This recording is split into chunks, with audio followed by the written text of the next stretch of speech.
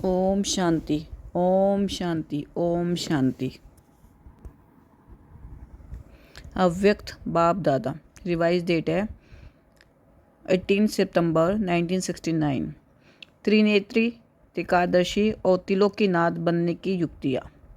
त्रिनेत्री, त्रिकादशी और त्रिलोकीनाथ बनने की युक्तियाँ। किसको देखते हो? आकार को देखते हो व अव्यक्त को देखते हो?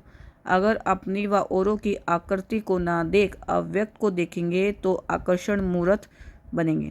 अगर आकृति को देखते तो आकर्षण मूर्त नहीं बनते हो।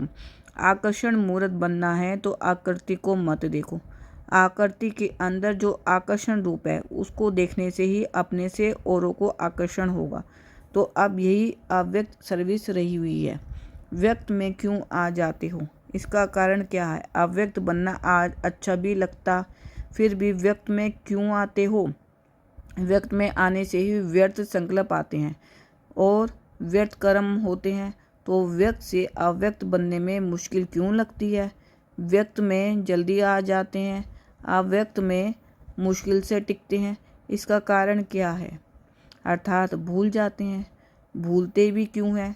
देह अभिमान क्यों आ जाता है? मालूम भी है, जानते भी हो, अनुभव भी किया है कि मैं व्यक्त में और अव्यक्त में अंतर क्या है, नुकसान और फ़ायदा क्या है, यह भी सब मालूम है। जब तुम याद में बैठते हो तो देह अभिमान से देह अभिमानी में कैसे स्थित होते हो, क्या कहते हो? बात तो बड़ी सहज है। जो आप सबने बताया वो भी पुरुषार्थ का ही है, लेकिन जानते और मानते हुए भी देह अभिमान में आने का कारण यही है कि देह का आकर्षण रहता है। इस आकर्षण से दूर हटने के लिए कोशिश करनी है। जैसे कोई खींचने वाली चीज़ होती है तो उस खिंचाव से दूर रखने के लिए क्या किया जाता है? चुंबक होता है तो ना चाहते हुए भी उस तरफ खिंच जाते हैं। अगर आपको उस आकर्षण से किसी को दूर करना है तो क्या करेंगे? कोई चीज़ ना चाहते हुए भी उसको खींचती है और आपको उस चीज़ से उसे दूर करना है तो क्या करेंगे? वा तो उनको दूर ले जाएंगे या तो बीच में ऐसी चीज़ रखेंगे जो वो आकर्षण ना कर सके। ये दो तरह से होता है, या तो दूर कर देना है या दोनों के बीच में ऐसी चीज़ डाल देंगे तो वो दूर हो जाते। इसी प्रकार यह देह अभिमान या यह व्यक्त भाव जो है यह भी चुंबक के मुआफिक है। ना चाहते हुए भी फिर उसमें आ जाते हैं। बीच में क्या रखेंगे? स्वयं को जानने के लिए क्या आवश्यकता है जिससे स्वयं को और सर्वशक्तिवान बाप को पूर्ण रीति जान सकते हो? एक ही शब्द है। स्वयं को और सर्वशक्तिवान बाप को पूर्ण रीति जानने के लिए संयम चाहिए। जब संयम को भूलते हो तो स्वयं को भी भूलते और सर्वशक्तिवान को भी भूलते हैं। अलबेलेपन का संस्कार भी क्यों आता है? कोई ना कोई संयम को भूलते हो। तो संयम जो है वह स्वयं को और सर्वशक्तिवान बाप को समीप लाता है। अगर संयम में कमी है तो स्वयं और सर्वशक्तिवान से मिलन में कमी है। तो बीच की जो बात है वह संयम है। कोई ना कोई संयम जब छोड़ते हो तो यह याद भी छूटती है। अगर संयम ठीक है तो स्वयं की स्थिति ठीक है और स्वयं की स्थिति ठीक है तो सब बातें ठीक है। तो ये देह की जो आकर्षण है वो बार बार अपनी तरफ आकर्षित करती है। अगर बीच में यह संयम अर्थात नियम रख दो तो यह देह की आकर्षण आकर्षित नहीं करेगी। इसके लिए 3 बातें ध्यान में रखो।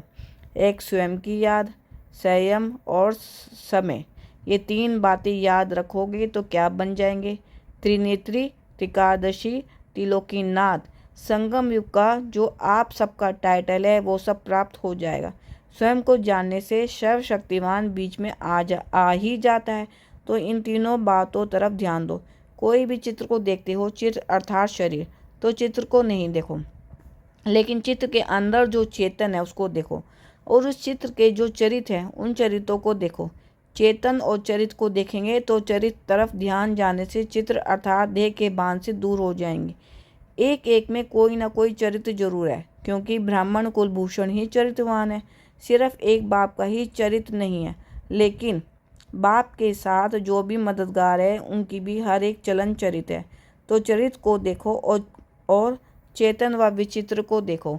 तो यह कहे विचित्र और चरित्र। अगर ये 2 बातें देखो तो देह की आकर्षण जो ना चाहते हुए भी खींच लेती है वो दूर हो जाएगी। वर्तमान समय यही मुख्य पुरुषार्थ होना चाहिए। जबकि आप लोग कहते ही हो कि हम बदल चुके हैं, तो फिर यह सब बातें ही बदल जानी चाहिए। फिर पुराने संस्कार और ये पुरानी बातें क्यों? अपने को बदलने के लिए पहले ये जो भाव है, उस भाव को बदलने से सब बातें बदल जाएगी। आसक्ति में आ जाते हैं ना, तो आसक्ति के बजाय अगर अपने को शक्ति समझो तो आसक्ति समाप्त हो जाएगी। शक्ति ना समझने से अनेक प्रकार के आसक्ति आती है। कोई भी आसक्ति, चाहे देह की, चाहे तो देह के पदार्थों की कोई भी आसक्ति उत्पन्न हो, तो उस समय यही याद रखो कि मैं शक्ति हूँ। शक्ति में फिर आसक्ति कहाँ? आसक्ति के कारण उस स्थिति में आ नहीं सकते हैं। तो आसक्ति को खत्म कर दो। इसके लिए यही सोचो कि मैं शक्ति हूँ। माताओं को विशेष कौन सा विघ्न आता है? मोह। मोह किस कारण आता है? मोह मेरा सा होता है। लेकिन आप सबका वायदा क्या है? शुरू में आप सब जब आए तो आपका वायदा क्या था? माताओं को विशेष कौन सा विघ्न आता है? मोह। मोह किस कारण आता है? मोह मेरा से होता है। लेकिन आप सबका वायदा क्या है? शुरू में आप सब जब आए तो आपका वायदा क्या था? मैं तेरी तो सब कुछ तेरा। पहला वादा ही है, मैं भी तेरी और मेरा सब कुछ भी तेरा। तो फिर भी मेरा कहाँ से आया? तेरे को मेरे से मिला देते हो। इससे क्या सिद्ध हुआ कि पहला वायदा ही भूल जाते हो? पहला वायदा ही सब ये करते हैं कि जो कहोगे वो करेंगे, जो खिलाएंगे, जहाँ बिठाएंगे। ये जो वायदा है वह वायदा याद है। बाप तुमको अव्यक्त वतन में बिठाते हैं, तो आप फिर व्यक्त वतन में क्यों आ जाते हो? वायदा तो ठीक नहीं निभाया। वायदा है जहाँ बिठाएंगे वहाँ बैठेंगे। बाप ने तो कहा नहीं है कि व्यक्त वतन में बैठो। व्यक्त में होते आप व्यक्त में रहो। पहला पार्ट ही भूल जाएंगे तो फिर ट्रेनिंग क्या करेंगे? ट्रेनिंग में पहला पार्ट तो पक्का करवाओ।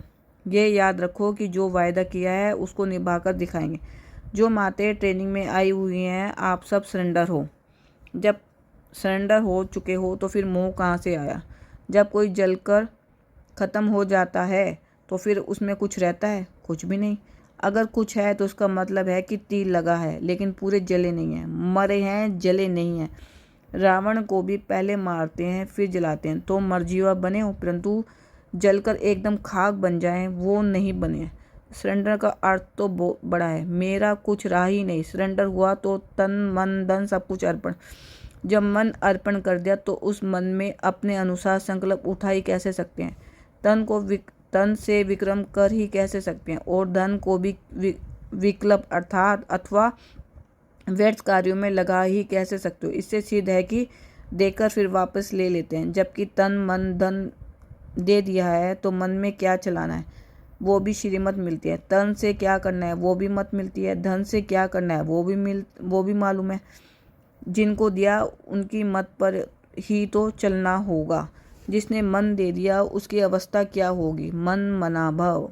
उसका मन वहाँ ही लगा रहेगा। इस मंत्र को कभी भूलेंगे नहीं। जो मन मना भाव होगा उसमें मोह हो सकता है, तो मोहजित बनने के लिए अपने वायदे याद रखो।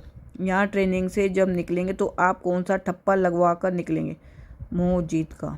अगर मोहजीत का ठप्पा लग जाएगा तो सीधी पोस्ट ठिकाने पर पहुंचेगी, और सीधा ठप्पा नहीं होगा तो पोस्ट ठिकाने पर नहीं पहुंचेगी। इसलिए ही ठप्पा जरूर लगाना है। इन माताओं को ही फिर समर्पित समारोह करेंगे, उसमें बुलाएंगे तो भी उनको जिन्होंने ठप्पा लगाया होगा। मोहजित वाले को ही सम्मेलन करेंगे। इसलिए जल्दी तैयार हो जाओ। ओम शांति।